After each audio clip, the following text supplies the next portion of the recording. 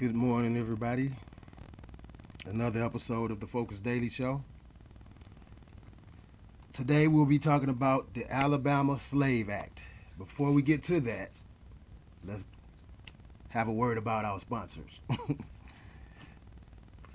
This show is being brought to you by the Most High and His Son, Jesus Christ. It is through them that I am being sent as a chance for redemption and mercy and grace for all. It is through this truth that I am presenting that everyone will have a chance to be a part of His glory.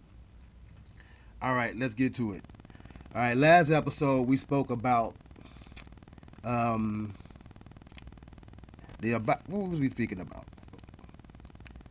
Man, my mind has just went lost. But anyway, today we're talking about the Alabama Slave Act. And due to the fact that the Pope and the Crown decided that slavery was no longer a viable option, it created a panic throughout the company. It created a panic throughout the colonies. Many people had to figure out a new source of income. So it immediately went to grabbing land. That's what we were speaking about yesterday, the Land Act. My mind just went blank.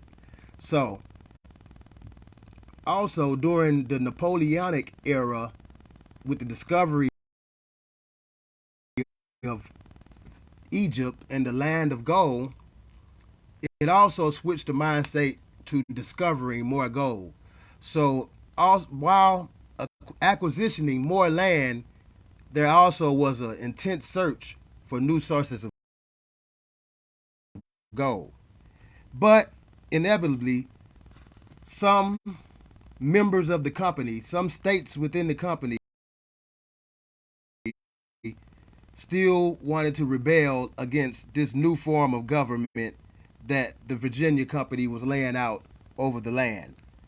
So, in order to persuade these individuals into falling in line with the new program, a tax act was put on them. And people were taxed for any type of chattel slavery, physical slavery, or other, in an effort to bring forth this new form of slavery. So we're going to read a little bit from the Marquette University Law School facility.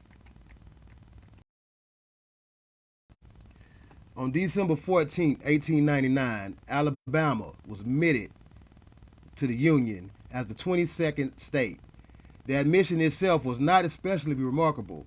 Various parts of present-day Alabama had been settled by the French, Napoleon, and later the British, the Crown, since the early 1700s, and explored by the Spanish as early as 1540.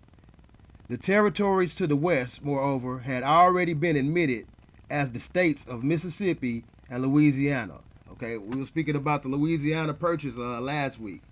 So everything is beginning to align, but you just have to use your discernment to see what's really going on here. Sometimes the dates and numbers may have been changed, but the facts still remain the same. So while it might seem like this person doesn't belong in that era, that's just by manipulations of the numbers.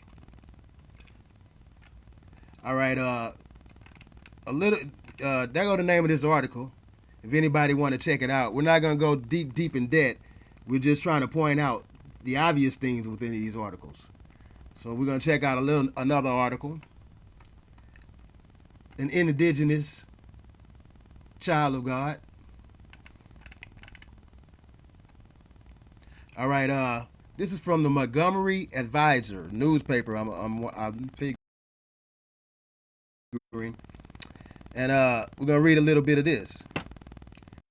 In the late spring or early summer of 1822, a man named Bowling Hall made a list of all his property before taking it to the Augatuga County assessor and paying his taxes.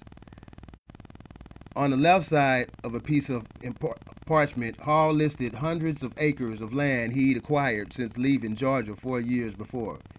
He would pay between $2 and $8 on an acre of it. He listed a gold watch as well as a coach, which he valued at $250. The state would collect about $250 on it. And in the top right hand corner, Hall listed 15 Negroes under 10 and 30 Negroes over 10. By law, Hall would have to pay 25 cents for every slave younger than 10 and $1 for those older than 10. 33.75 for the human beings whose recruited toll allowed him to buy coaches and gold watches. So that's it. Members of the company no longer were allowed to participate in the physical enslavement of the indigenous people of America. Instead, they had a new plan, this plan of debt slavery, where people belonged to the banks.